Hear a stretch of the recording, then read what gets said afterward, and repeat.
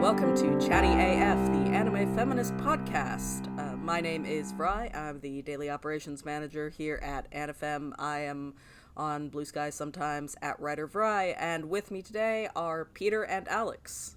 Hey, I'm Peter. I am manager of YouTube strategy and content at Crunchyroll and editor at Anime Feminist. I'm Peter Phobian on Blue Sky.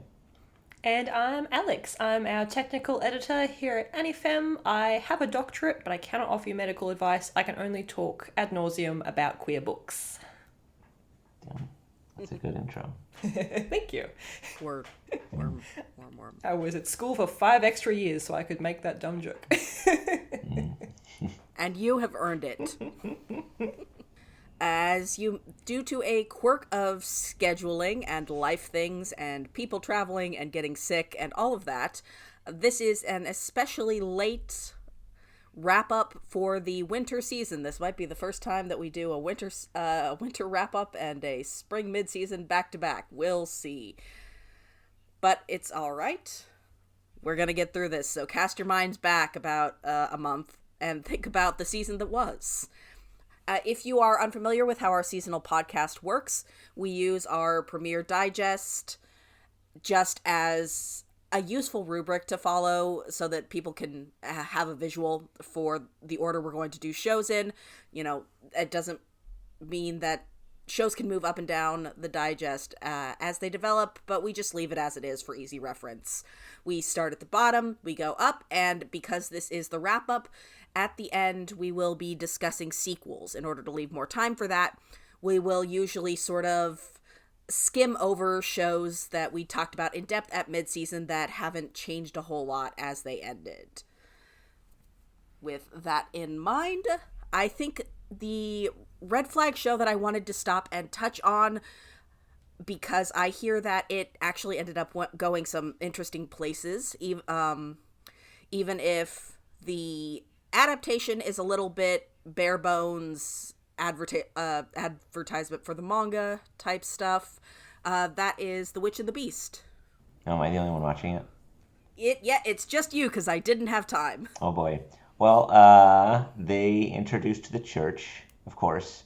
And whereas I think in the beginning of the series we kind of got the impression that witches were... Because, you have the super beneficent witch who's like the hero of the town, and then it turns out she's doing human experiments and all that.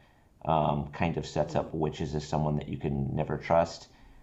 They do kind of pull back on that later on and show that, at the very least, a lot of witches being evil might be the result of the church actively vilifying them, as you get several sympathetic witches who are either being hunted or framed for doing stuff by the church.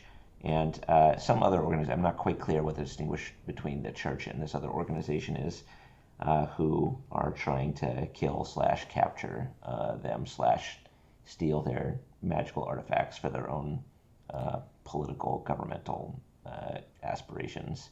So I don't know if they're really trying to do anything thematically with that, like how women have been historically, basically how witches used to be utilized. Vilified by the church, yeah. Or they just want to create an atmosphere where they can have sympathetic witches and generate more of a feeling of you can't tell who you can trust up until the very ending.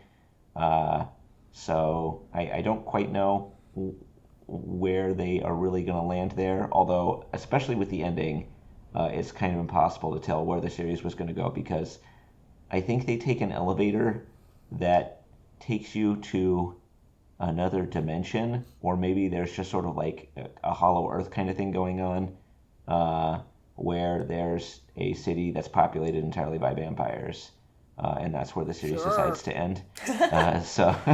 Cool. There's a lot going on at the very end there. Definitely made things less simplistic than it first appeared. And I want to say, I think our big point of discussion when it started off was the non-consensual kissing as part of the story, right? Right, yeah, and when it comes back, it's consensual.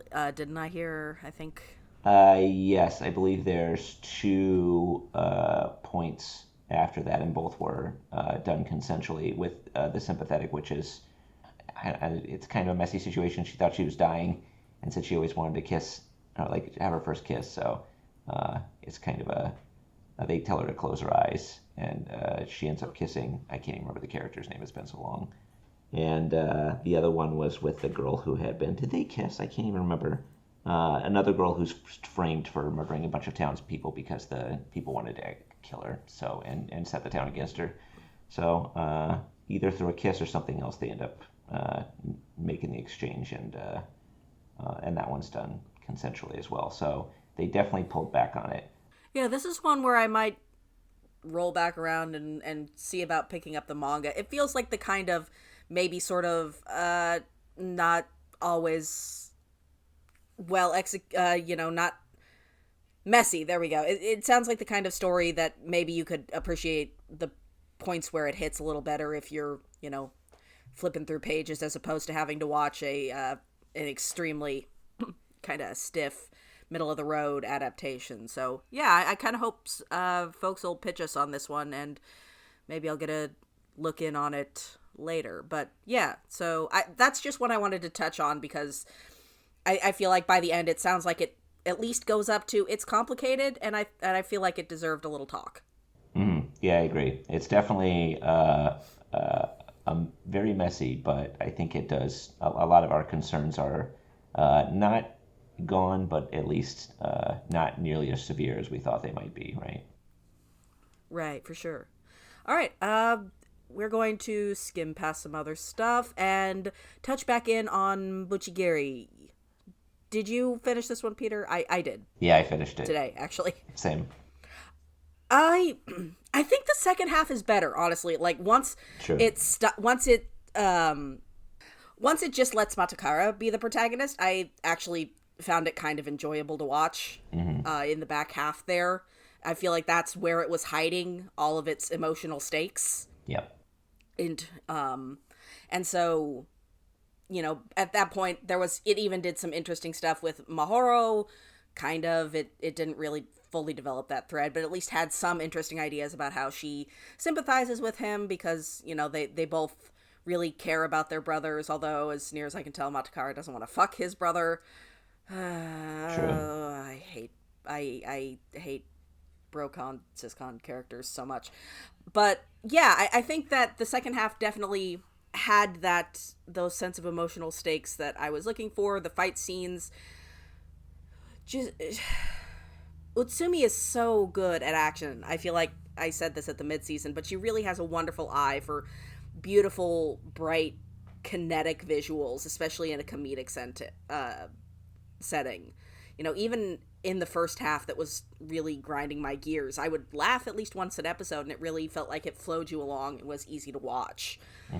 So just from a Sakuga action comedy perspective, it was really interesting in that way.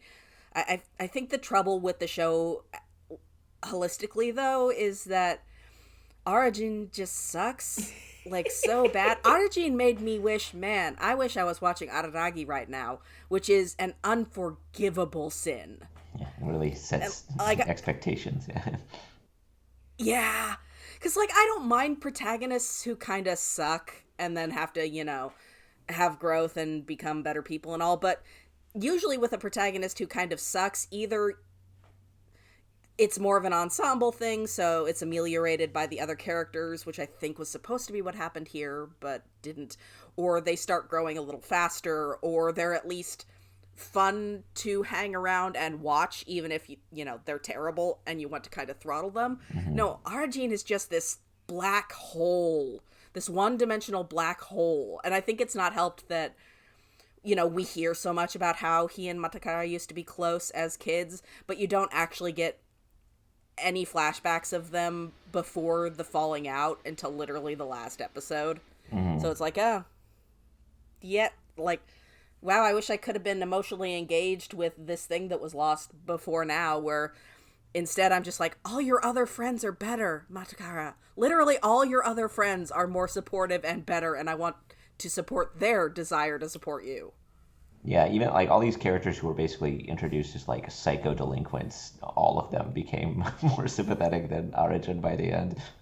They really did. And it doesn't feel like he grew at all, right? Even by the, I think, didn't he, even when he like was using his Senya power for good, didn't he use the same like I don't want to be a virgin anymore catchphrase when he activated his power? So originally, he made his second wish. He wants to wake up Matakara from being possessed by the basically his fears of abandonment, which hello, emotional resonance, there you are. I was looking for you. But then that's not enough. So he has to go back to his virginity wish, and I'm like, okay, yeah.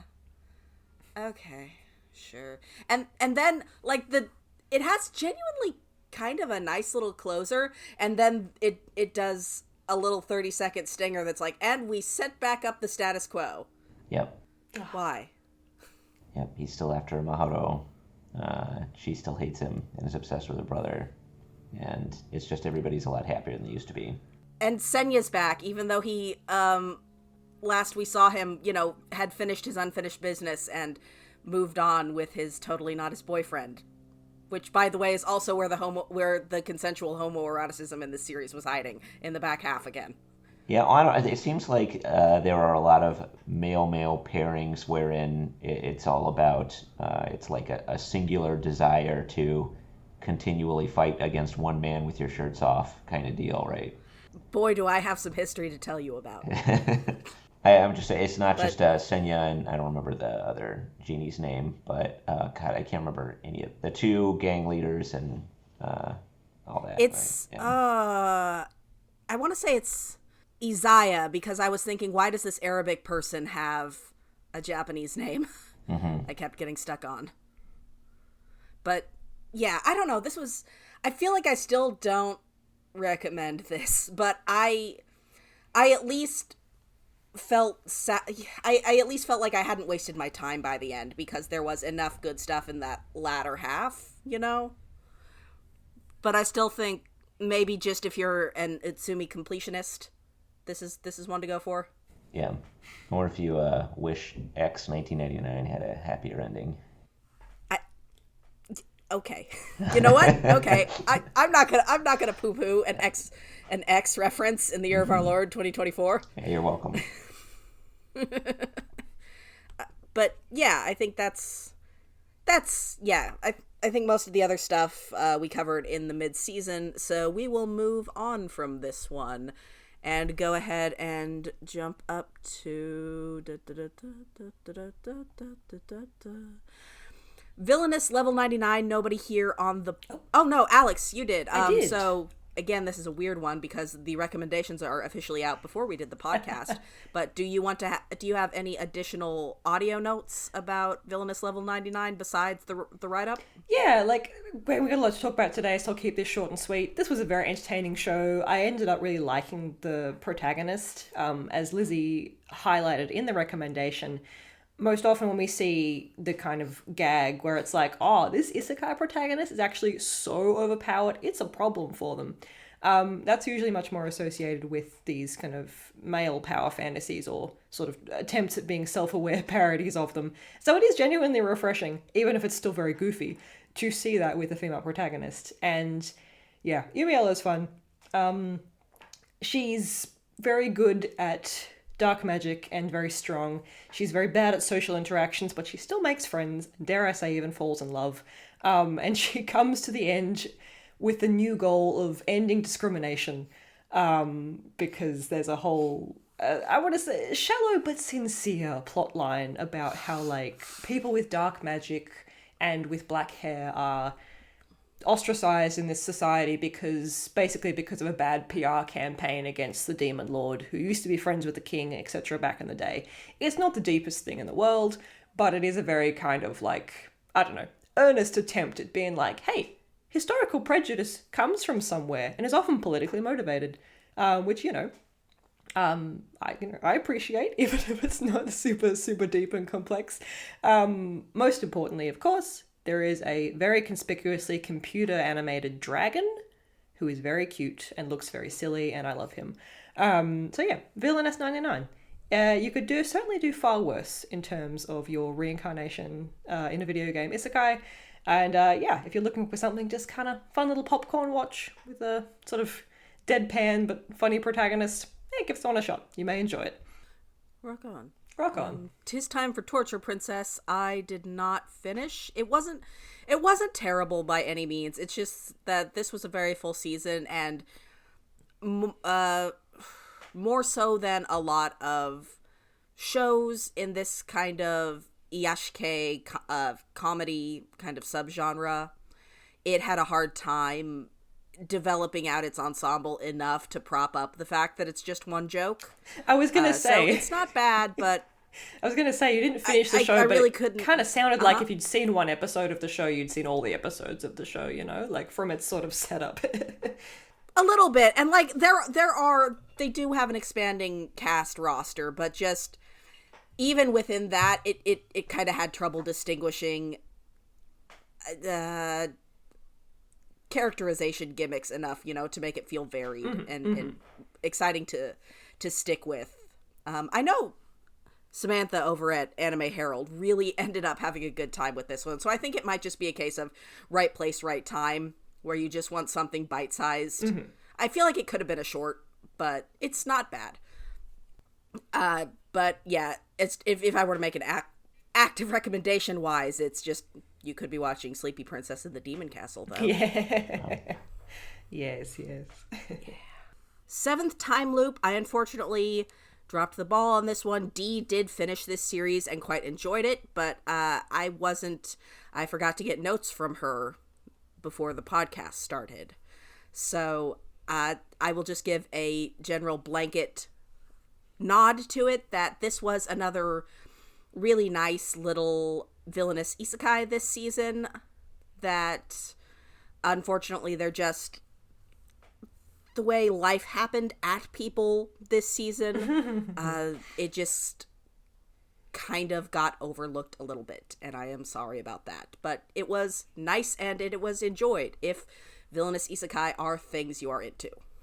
Alright, Mr. Villain's Day Off, didn't have time, dropped it. Same kind of issue as 'Tis Time for Torture. Alex, it looked like you dropped it as well. Yeah, it's a very similar thing. Life happened at me this season, and I ended up prioritizing things that I was much more invested in the story. This is probably a very lovely little, like, chill, sort of supernatural slice of life kind of thing, but I cannot tell you because I didn't finish it all the way. That's nothing against the show, it's just, yeah, as you say, different priorities given the goings on.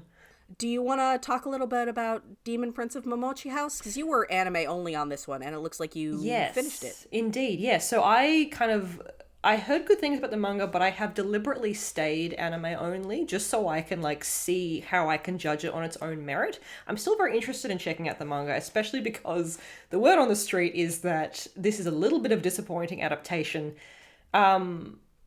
Because I enjoyed this, but also found it a bit frustrating, and I will tell you why, because that's what we do here. As a monster of the week kind of urban fantasy character-based ensemble thing, really enjoyed it. Some fun creatures, some fun character beats. The thing that rattled my chains about it towards the end was that the female protagonist, it's not fair to say that she gets sidelined because she is kind of involved in the climax, but the climax isn't about her.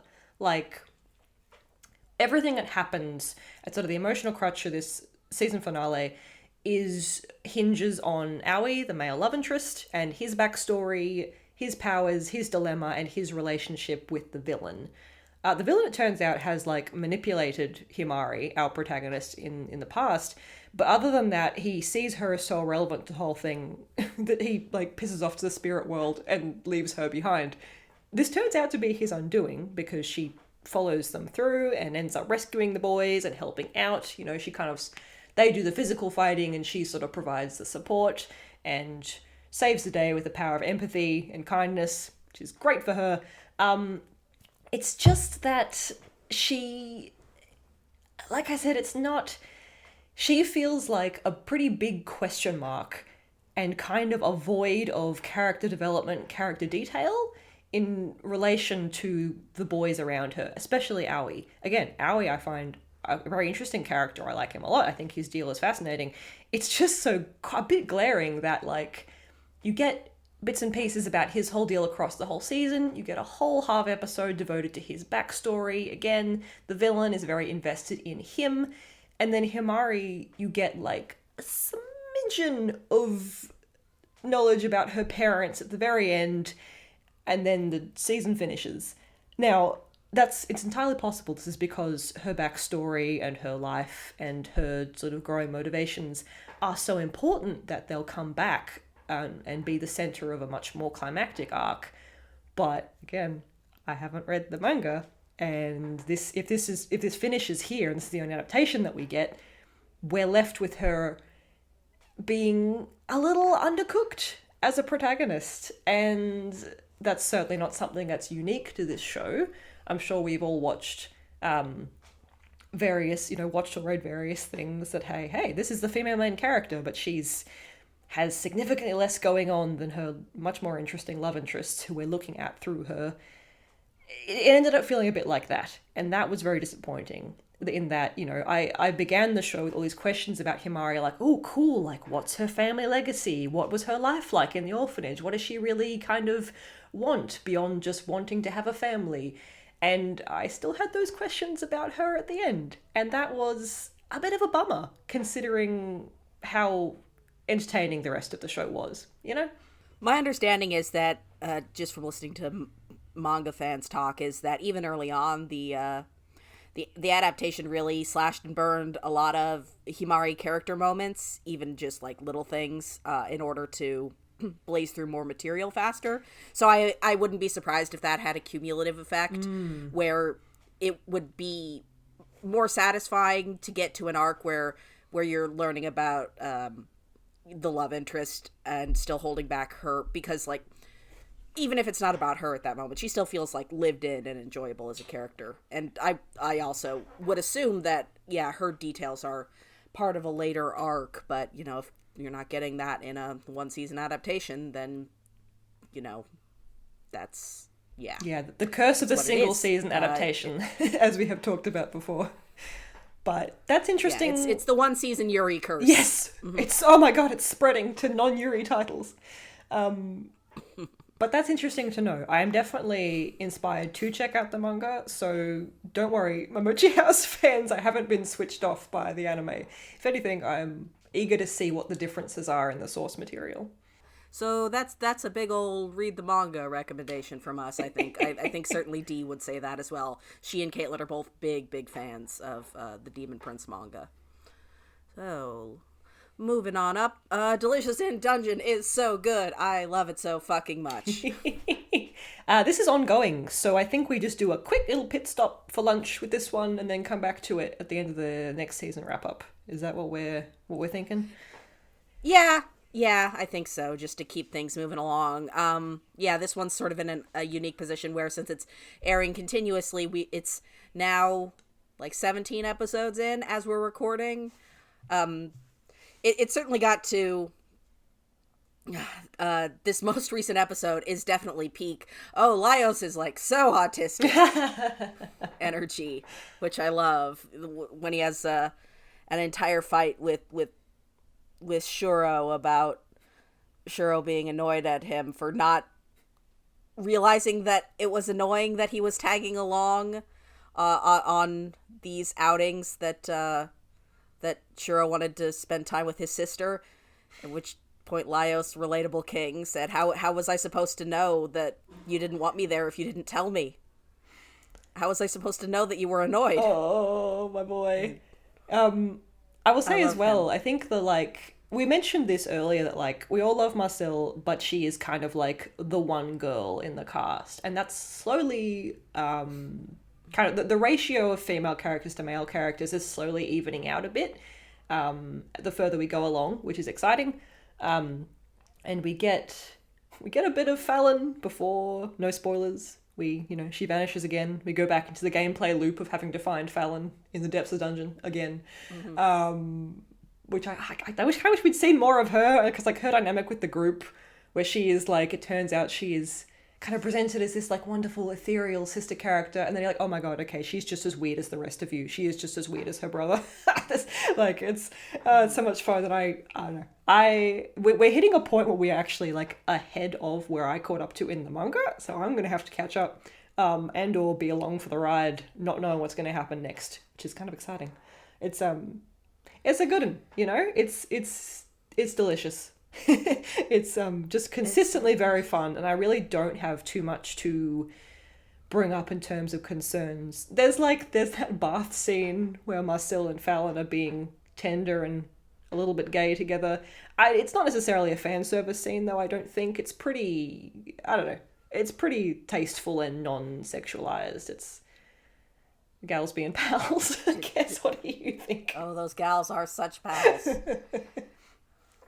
Yeah, I like that bit from shout out to the person on Tumblr who discovered who noted that between like the first scene where Fallon gets dressed after they rescue her and the scene where everybody's fallen asleep, that she and Marcel have switched underwear. That's wow. Okay.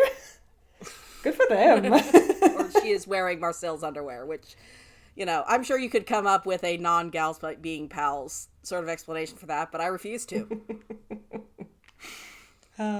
Also we have Kabru is here now, and he is such a freak. I love him. I think someone in the Discord referred to Kabru and Laios as like the ADHD versus autism struggle, where, you know, there's just enough comorbidities between those two that you can really annoy each other. Oh, that's beautiful. Anyway, I love this show, and I feel like it's really striding confidently into the places where there's more to chew on, and I don't know, it's really good. But we'll leave it there for now because it is ongoing, and so we'll be able to check up on it at the end of spring. All right. Solo Leveling seems like it was deeply disappointing. Yeah, Peter, you finished this one. Yeah. Are you deeply disappointed? I mean, I think it's pretty much the same as what I was describing it as before. It's a lot of fighting, a lot of the main character being... I think it's like, it kind of reminds me of Berserk, where originally it was just like hardcore, like super edge violence. Because I think Mira started writing that shit when he was like 15 or something, right? I think 19, but yeah, he was young. Kind of the same vibes off this. Like, I think at the end of the series, the main character unlocks necromancer powers or something, which is super cool. So, I don't know if there's really just much to look at in this. He's just going to keep fighting big guys and getting more and more powerful and stuff. I think maybe I don't know too much about the series besides the fact that it was super popular going in, but I guess it was just based on like cool art and cool fight scenes. So I think that's kind of the driver. If anything, I'd say at this point, I know we were kind of disappointed that it didn't get into any anti-capitalist stuff, but it might be kind of going into like Randian type stuff, because it's like, oh, I hate that. Yeah, the a lot of companies don't seem to like. There's like one good group that's run by a small cadre of very talented people, and then just a bunch of corporations that are trying to vampire off of everybody's success and steal their talent and that kind of thing. And it seems like the main character might soon end up butting up against some larger corporations that want to squash competition and move in and get profits of all this. So, I mean, that's just it's a maybe, but I was getting some vibes. Okay, so some vibes more than the kind of more overt satire and criticism that I naively and optimistically thought were going to be there from the premiere. Alas, that's all right. Whatever. Can't have them all. Oh, well. So, Sengoku Youko. I regret to inform you all that I kind of lost steam on this one in the last couple episodes after they sort of bench Shakugan. After they kind of bench Shakugan close to the end of the series. I don't know, something about that episode was just... She's not dead, totally. She's just asleep and could be asleep for centuries, so she's functionally out of the plot now. And the male protagonist can be sad and angry about it. And wow, that episode sure does understand the intercutting of death and life as she dies, and these new babies who are born after her and her yokai are brought into and I just I let out a long sigh, so long that my soul escaped my body. You say she has death babies? No. They're rescuing a woman who's pregnant and in labor. Oh, okay. And she names and they're twins, and she names them after Shaku, and her demon thing. or her yokai. Yeah, okay. And it's the intercutting of life and death. Yeah, Peter, yes, I see. Do you understand? Yes, I understand. It was just it was all like, a little Pop Team Epic right now. It's not bad, but it's all extremely Babby's first themes for me. And I think something that kind of threw things into sharp relief is the fact that Caitlin mentioned that this is a very early manga for him. So I should probably not be expecting the kind of thematic complexity he came to and is known for later with, like, Spirit Circle and Planet With. And so at that point I was just like, maybe I'll finish this, but I don't know. It's not bad, but it is very...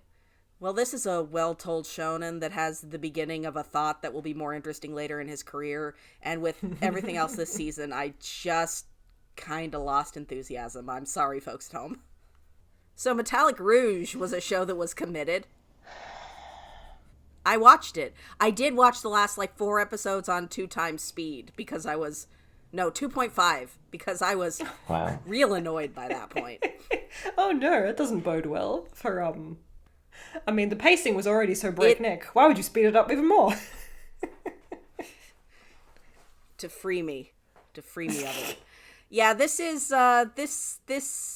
it's every bit the Detroit Become Human anime that I was afraid it would be in the first episode, and then also a little bit worse somehow. Yeah, I feel like, I don't know if I wasn't paying close enough attention or just if nothing really fit together, actually. Because, I still don't know if they really properly explained why Rouge, I guess it seemed like she had amnesia in the beginning because all those people were actually her siblings. Or maybe I'm misunderstanding what was happening.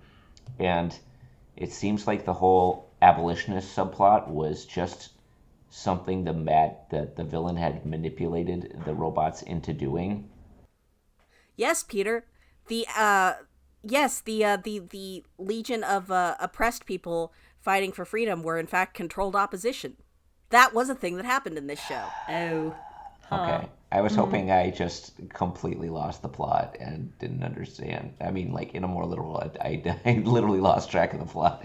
And because it got real confusing there in the second half. I feel like if it had just stuck with what it was doing in the beginning, it would have been a lot better. But instead it did this crazy ass, it just kept getting, every episode it felt like I was falling through a trope into an even deeper trope. It was like playing 13 Sentinels, where you think you've discovered the truth, but then they are like, actually, there's time travel. Actually, it's a simulation. Actually, I know I'm your daughter, but I'm actually also your parent. Actually, and I read Tsubasa Reservoir Chronicle back in the day. It was hard to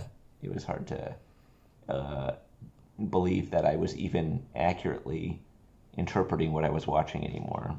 The thing is, I don't think Metallic Rouge would have been a good show if it had been 24 episodes, but I think it would have allowed me to spend enough time with the characters that I would have at least felt a little conflicted about how reductive and badly conveyed its themes are. Yeah, So, they really Pulsing threw that Antichrist, I little guess. sister in the last 2 to 3 episodes just so you could feel bad for her. Oh my god, yeah, we have a little sister character who now is Rouge's, who shows up, does a face turn within one episode, becomes Rouge's chance to like become a responsible authority mentoring figure for somebody and dies one episode later, and I am expected to feel bad about this. That was painful. It was so crazy. Yeah, by the end, you're just kind of in disbelief. Things are moving so fast and changing so much. None of it's sticking. Yeah, we rushed through a bunch of characters. We did a thing where we farted around talking about how, well, yes, it's bad that this entire group of people is oppressed, but some people from that oppressed group might be violent in trying to overthrow their oppressors. So who can say which side is worse? Oh my god. Did it? What was that? Did they give them the ability to kill humans though? They like got rid of the what's that? The Asimov code or whatever, right? Yeah, Rouge's thing is supposed to be that she's debating over, she's learning free will by learning to make choices for herself, I guess. And so, yeah, she ultimately decides to kickstart the program that was hidden in her that will overwrite the Asimov code because her creator felt bad that they did, she felt bad about doing a whoopsie to all of these sentient beings. And then for literally 30 seconds, the villain who's been in the background the entire time and had almost no lines pops up to be like, surprise! When you did this Code Eve overwrite, it was actually a secret double plan to turn all of the Nans into an enslaved army that could be used by the evil aliens. And then within 30 seconds, the protagonists are like, lol, no, it's not. We heard about that, and it's okay. Your brother hacked it off screen, so that actually isn't even a problem. Don't even sweat it. Why did you include that twist at all?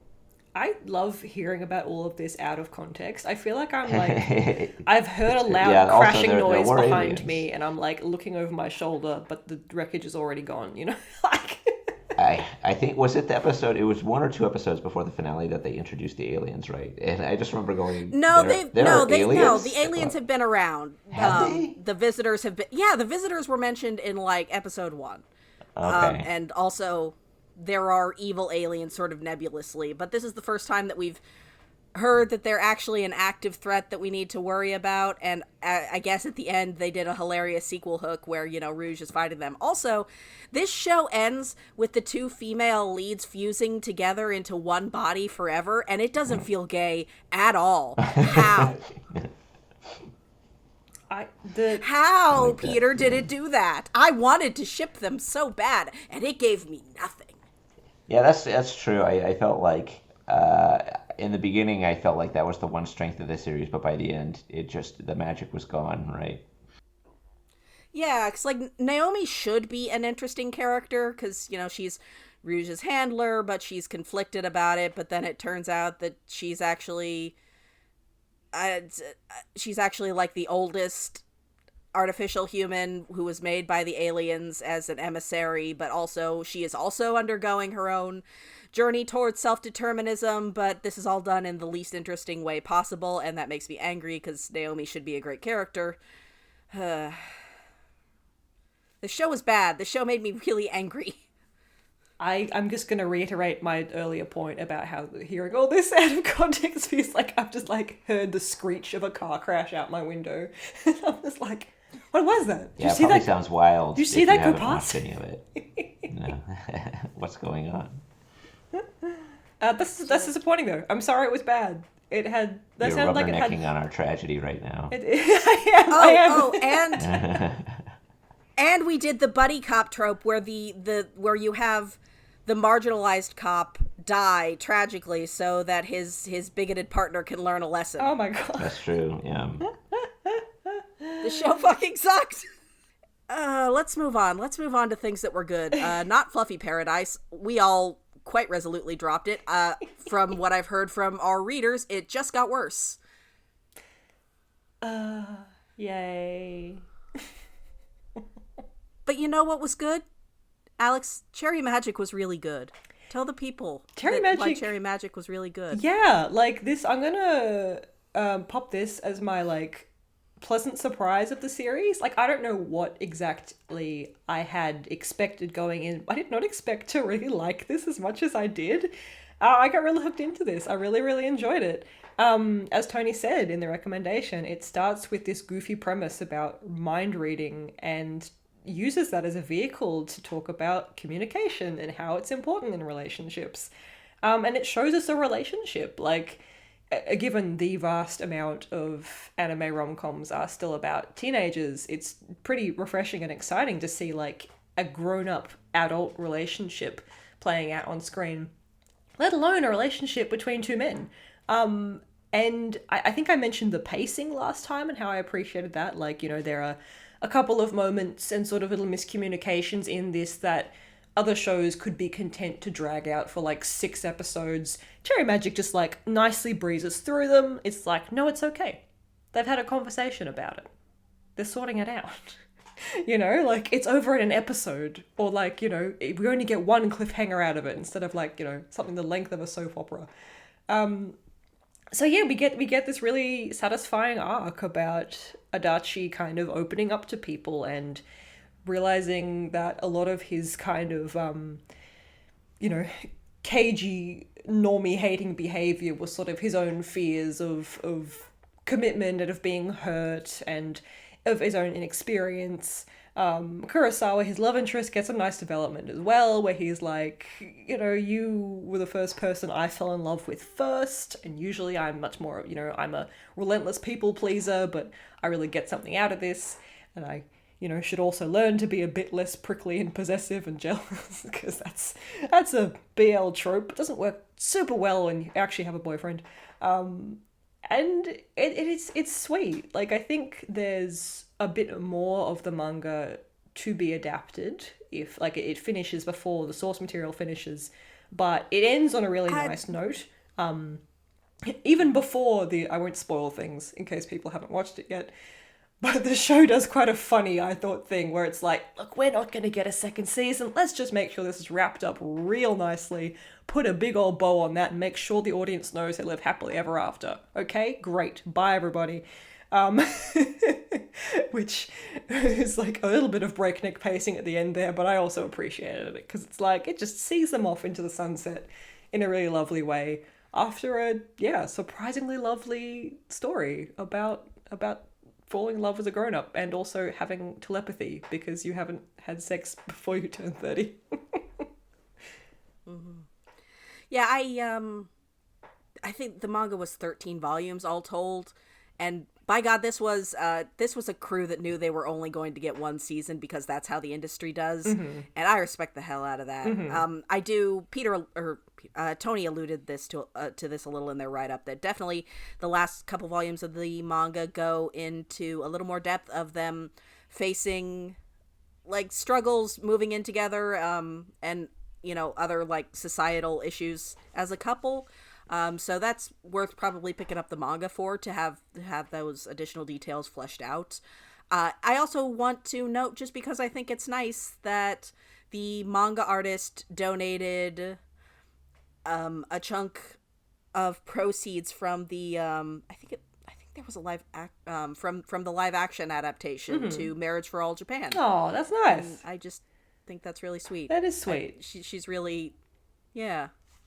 Oh, I think we should mention as well, I think that's nice, just to book it, because last time we talked a lot about this, like, the sort of Fujoshi character they work with who really ships the two main characters. We were kind of wondering, like, is that, you know, how is that going to go? Just to bookend that, she shows up, like, for maybe 30 seconds collectively of screen time in the second half of the show, so you don't really have to worry about her being a big part of it because she's just kind of only there for that one-off joke.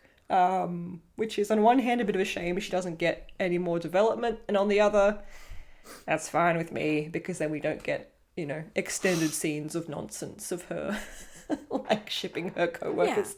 Yeah. But yeah. And honestly, just as a background runner, I really didn't mind her. Yeah, like it's just it's a cliche that I know, you know, I always roll my eyes when it turns up. Which is not to say that those characters can't be good and funny. It's just like as a go-to cliche, it's like, come on. But Yeah, she's fine. She's fine. And again, she's really not in it. And it really is about like this earnest exploration of their relationship. And the B plot is cute too, like the B couple with his Yeah. his That's very my favorite detail being like the other guy is an author. And he's like, I'm really keeping this under wraps, this crush I have. And then immediately Adachi is like, hey, wow, the love interest in your latest book is really different. It really sounds like, and then he describes like the boy that the author's fallen for. He's like, ah, damn it. I'm not as cool as I thought. I don't know. It's full of like sweet moments like that. I definitely recommend it. Yeah. You know, and for BL fans or even just romance fans, you know, just give it a shot. It's really good, and you know it looks a little. I also really respect productions that follow the stand-up comedy rule of structure as far as sakuga goes, where you put your second best joke first and your best joke at the end, and people will forgive mushiness in the middle. Because this does look a little wobbly in places in the middle stretch there, but the finale looks really nice. And yeah, I don't know, this was just a really smartly made show. It is quite. I was going to say the animation is a little stiff, but I don't hold that against it because, as you say, like, and as we have talked about repeatedly on here, shows in this kind of supposed niche, you know, queer media, shoujo, etc., they often get less resources.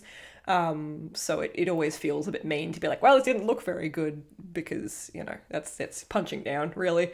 But I did appreciate, as you say, they obviously saved up a little bit more of the fluid animation for the sort of more tender, intimate scenes that you get towards the end, which made them look real nice, you know, even if some of the rest of the show was really wonky. So they obviously, as you say, had an eye for where that energy needed to go to really sell the emotionality and the intimacy of it. And yeah, that was nice. Speaking of men tenderly embracing, can I tell you about Brave? Please. A fucking great show that I love. Please tell me about Bravern. What the fuck happened in Bravern? I love Bravern. It's so stupid. It has no thoughts in its head, but it has a lot of feelings. Bravern is so gay, and my God, does it commit to being gay in the best way. It did. So, okay, let's see. There remains throughout sort of the millstone round its neck that Bravern is set in a military setting, and it has not thought about this thing. It's not actually interested in overt military propaganda, you know.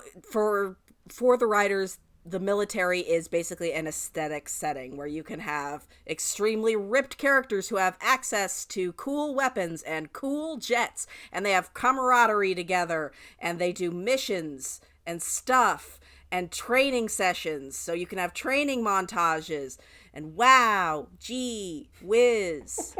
But it's okay because we're not referencing any real world conflicts. We've made up aliens for the military to come together across nations and fight. Is this Top Gun? There are multiple visual homages to Top Gun. A little more Independence Day in terms of we've made up an alien. But to me that's, or the comparison that I made is that it's less Captain America Winter Soldier and more the first Captain America movie, you know? Ah, yes. A little less critical, but a little more fun, yeah. Punch 'em up kind of thing. Yeah, where like it's not overtly... to me, those kinds of things are worth even a little more critical dissection because they're almost more insidious because they are just sort of, because they are about aesthetic. You know, they are basically doing an advertising job for military conflict and militarism by just showing off the cool, fun aesthetic elements detached from, you know, the war crimes. And like, yes, there's what turns out to be, I guess, was supposed to be a really dark joke that turns into an increasingly escalating runner about how the CIA is torture happy. But then there's nothing else like that in the show, so it's just extremely weird. And so, yeah, when you have military stuff detached from the fact that the military is a horrible institution with uncountable amounts of blood on its hands, I think that's almost more irresponsible, you know? It's not worse than something like Gate, but I think it is more important to dissect in some ways. All that being said, I still had to recommend Bravern because it's so gay. It's really gay. You know, from the beginning, it really leaned into the homoeroticism of the super robot genre and that kind of hot-blooded young man, and how this robot is extremely horny to have this pilot inside of him.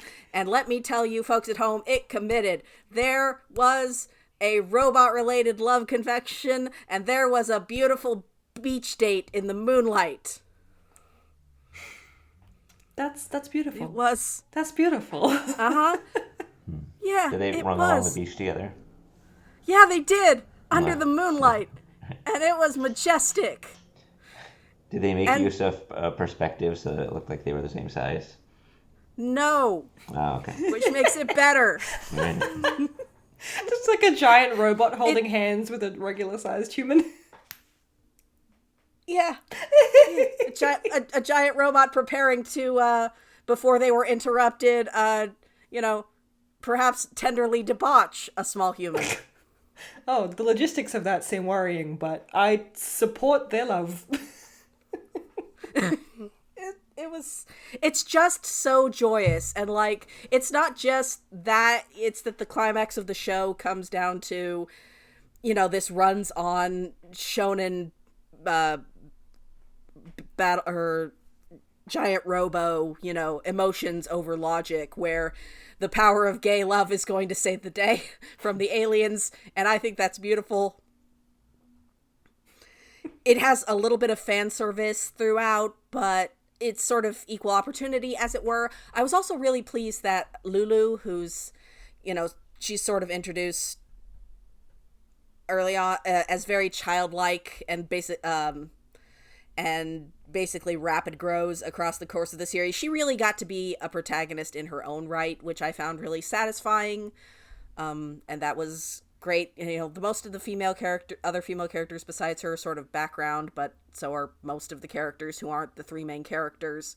And it's just also a really well done parody of mecha, because Obari has been making mecha of varying qualities for years and years. You know, even as somebody who's really only a very casual mech fan, I could tell the broad strokes of what they were parodying, and folks on social media every week were coming up with like multiple screenshots of, here is a very specific show that it is doing a visual homage to, like, every week. So it's just in sort of inherent problems with its setting aside, it is a really well-made, kind of goofy, exuberant, very gay show that I loved a lot. Excellent. Yay for Bravern. All right, last of the winter seasonals is A Sign of Affection, which I never did get around to watching since I'm a manga reader. Okay, yeah, to pivot to a completely different genre. This was nice. This was really nice. I think I'll just reiterate what I said in my write-up, which is that the thing that I really enjoyed about this and was really sort of impressed by is that it didn't feel like a capital R representation is important kind of show. Obviously that's been a lot of the conversation around it because, you know, there is a concern with underrepresented groups like people who are deaf or hard of hearing, you know, finally being the stars of shows like this. You want to be sure they're sort of getting it right. Which is obviously, you know, the conversation around that will still be complex. And again, it's something I can't speak to as I haven't had that experience. But I really appreciated how it really just felt like a very earnest shoujo coming of age story. It had a nice mix of, like, you know, sort of more realistic emotional moments, but also like very sort of rosy and sparkly idealistic ones. And it was just really nice, you know, to see this heroine who would normally be marginalized just be, the heroine, be a good old shoujo heroine, and just have this narrative about coming out of her shell and falling in love. The romanship. What am I saying? The romantic relationship is quite sweet as well. They work out a really nice dynamic. They have a few cute moments where it's really about them like learning to communicate with each other and sort of see each other across their different sort of lines of life experience. There's a really cute bit where they watch a movie together and he puts it on mute and puts the subtitles on because he wants to know how she experiences watching movies. And I thought, isn't that a great little flying the flag for how important closed captioning is? I wonder if we have an article about that. But yeah, again, I would love to hear, pictures or comments or otherwise from people who share the experience of Yuki. But I really enjoyed this. This was really nice, just a nice, very sort of warm and cozy shoujo romance. And looks great, too. Looks great! Of the curse of shoujo. Yeah. It looks great consistently through. And that article that I linked to in my write-up, which is sort of behind-the-scenes production notes about, not just the care they went to with animating the sign language, but, the whole thing, including, listing out some nice visual symbolism that I was like, oh, I had not registered that on a really conscious level. That's really cool. So yeah, it's obviously a show that's made with a lot of love. It's not a slapdash production by any means in terms of how it looks and how it feels and the characterization. It's a very just a gentle, soft, very character focused coming of age story. That's just very carefully and lovingly put together. And yeah, I would definitely say check it out if any of that sounds like your kind of jam. Yeah, among the details from that really good Sakuga blog write-up, even I didn't know, is that in addition to, the manga research and consultation things, the series composer for the anime adaptation is a professional sign language interpreter, which I thought was really cool. Yeah. And yeah, this, Cherry Magic, others, hell, even Bravern, it's, every show that we get that comes out that, represents something a little bit a nudge aside from the mainstream, it helps hold the door open for the next thing that will be, even bigger and even better. So it's always nice to see the effort and the passion being put in from people all over the industry, it's nice. Yeah. And I do feel like there's been kind of this movement away from romance series where there's a lot of pining and misunderstandings that prevent characters from getting together, and more about characters who enter relationships and then it's about them being in a relationship, which as a longtime anime fan I really appreciate. There's some great shoujo back then, but that's simultaneously great and also it's been 50 episodes and they're still, I don't even know if they like each other yet. So that's been good to see. Well, speaking of that, let's move into sequels. And this isn't in alphabetical order, but it is the funniest way to do it. So let me tell you about Dangers in My Heart, a show where they don't start dating until literally episode 24. Oh my god. Well, maybe I was wrong. Well, here's the thing. And by the way, this is a shonen series, so shoujo should not shoulder all the blame for this. Okay. I did a write-up for this, so I will try to be concise. But I really loved this show. And it sort of grew on me steadily all throughout the first season after really truly just the worst cold open a first episode has ever had in the romance genre. But it just steadily becomes a better and better show, and maybe it's partly because we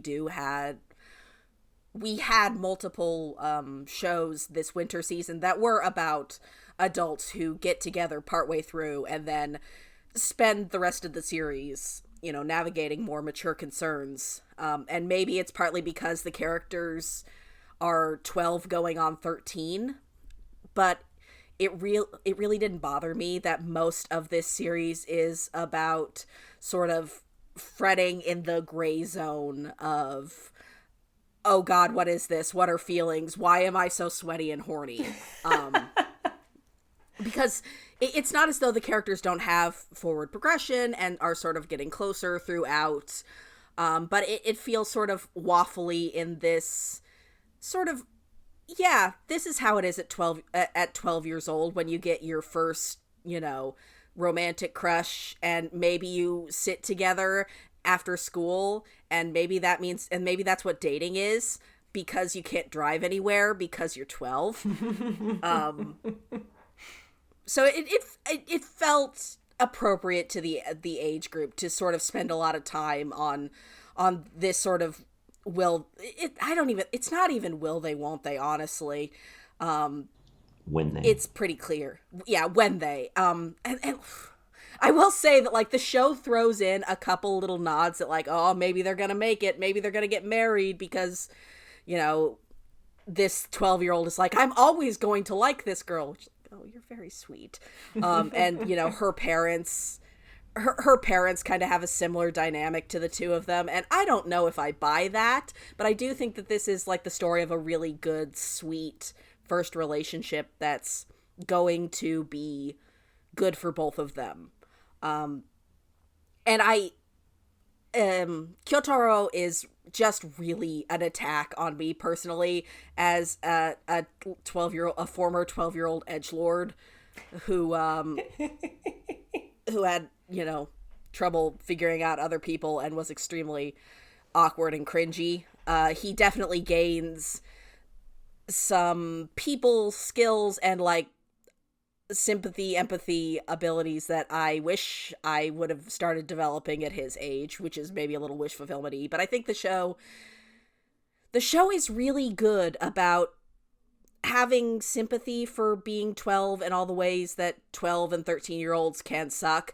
Honestly, most of the dudes who aren't Kyotaro really suck for a lot of the runtime of this show, in ways that are a little too real. But it's also not overly nostalgic about a school setting like I feel like a lot of school romance series can be. Mm-hmm. It's like, it's not a these were the best days of our lives kind of series. Yeah, that's horrifying. Right. And it's, I think, this was, the manga is written by a woman, Norio Sakurai, and the adaptation was done by Juki Hanada, who folks might know for doing the adaptation of Bloom Into You and for writing A Place Further Than the Universe. He's also, of course, famously the Love Live guy, but he's really, really good at doing high school emotional coming of age sort of high school drama type stuff. And it just, between the two of them, it feels like a really grounded human story, even when they're doing the tropes of, like, it's the school festival and it's New Year's and we're going on the school trip. It just had a really refreshing liveliness to the dialogue, and I really liked how, even though this is about a male protagonist, and it's honestly really about pushing him and even eventually the boys around him towards this more empathetic, positive masculinity in a way that's really sweet. And even as but even before he sort of starts to open up to others, it really writes the girls in his life with care. But let's talk, Alex, please tell us some about Apothecary Diaries, because this is another one I didn't finish because I'm a manga reader, although I am working my way through it. I'm just extremely behind. I'm like halfway through season 1. So I was going to say Apothecary Diaries is fun. Doesn't seem like quite the right descriptor for a show that's about, like, forced political marriage and poisonings and sex work of varying degrees of consent. But it's a show that sucks you in. The episodic mysteries are still really fun. Again, I mean entertaining. Entertaining and engrossing is what I mean. The things that are happening in them are not, like, fun, like, oh yay, isn't this a nice time? But it's like, you guys know what I mean. It's interesting how, no spoilers here because you've probably seen the announcements, but the season ends with a big card being like, see you in season 2. So it obviously feels like it has room to not rush through the story. And in fact, it leaves some things hanging quite openly. It ends the season instead on, like, a sort of a more personal closure, kind of moment, where Mao Mao kind of gets to play the parent trap, which is not what I was expecting for a subplot, but it is interesting. Yeah, that is not the direction I thought that would go. But so I'm excited there's going to be more of it to, keep expanding the world, keep getting into the deeper mysteries of, what's going on with this conspiracy that seems to be bubbling away in the background. The main things that I have to praise, as I did in my write-up, are Mao Mao herself, who is a fantastic gremlin protagonist, who is this great mix of, like, very cold and logical and only cares about plants and poisons in some ways, but also has this real, like, sense of justice and this empathetic streak that makes her a very, like, contradictory and interesting character. And yeah, the show's overall focus on how do all these women survive and, dare I say, even thrive for some of them in this system that, like, really strips them of their agency, because they're all just existing as humans in varying states of play. And it's just really interesting, it very rarely gives us sort of shallow female characters that are just evil and scheming, or just sweet and motherly, or, just victims. It's always got a little bit of a mix of stuff going on with them, and that's, I appreciate that. Especially, I mean, you would hate to have a show that is set in this kind of setting, in this world of courtesans and court intrigue, and then just, like, not treat the courtesans as people. That would be, like, I'm sure that exists. I'm lucky enough to have not seen it, and I'm happy to report Apothecary Diaries is not that. So I'm excited for continuation, whenever that will come rolling down the track.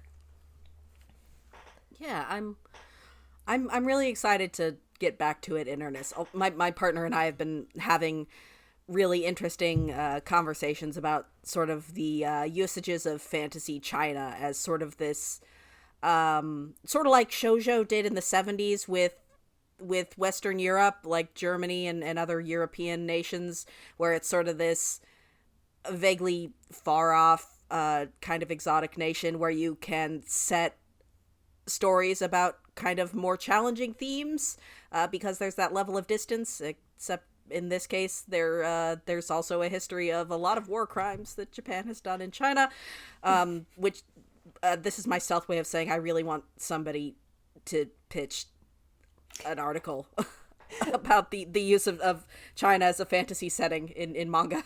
Mm-hmm, mm-hmm. I would love to read that also, I will say that. Right? But yeah, no, this is a series that it's a really great series that I've really been enjoying the manga of, and can't wait to get caught up on the anime because the visuals are lovely, and it's so nice that it's going to get a season 2. Mm-hmm, mm-hmm. Which again, yeah, it obviously has high production values, and it obviously feels like it doesn't have to cram everything in and finish up the story, which, like I said, does leave you on a bit of a cliffhanger for some things, but it's okay, because we're going to come back and see how it all unfolds. Yeah. Before we go, Peter, did you want to throw in any last thoughts about Frieren? I think that you are the only person on staff still watching it. Well, surprising. I do think it is very good, although in the second half, it kind of, I think I don't know if I said this on a podcast or just on Blue Sky or something, that it kind of just entered into a shonen tournament arc. It definitely did do that, although I thought the outcome was pretty great. The good thing about tournament arcs is you can introduce a lot of new characters, and a lot of them were pretty entertaining and interesting, and might appear later in different capacities. So that's great. I don't know if they spoke of anything regarding a new season, but it definitely set up for the next stage of the story, which seems like it's going to be about, or at least a new element to the story, which seems to be about how Fern is actually going to become super important to humanity's development with magic. I don't really know how this plays into the greater themes, but then again, they've kind of, I don't know. The first part was very, slow and meditative, and there was a lot of thinking about, mortality and how little time we have in this world, and how we can, I don't know, create a big influence on somebody who lives for 1,000 years if we're really cool. I don't know. but just that whatever it was doing in the first half, I that was pretty interesting. But I think it's kind of it still references him a lot as a way of like I don't know, kind of buttoning up some of the subplots or stories that come with regards to Frieren, the character, not the anime. But I don't feel like I think the series has kind of just entered its own velocity and is now talking about the here and now rather than reflecting on Frieren's past, which I think was kind of necessary because I don't know how long you could keep that theme running without it becoming kind of obnoxious anyway. So yeah, all that's to say, I'm not sure if I can say too much that has not already been said about it in regards to themes or anything, besides that it's still, it definitely, like, the best animation was done in this part.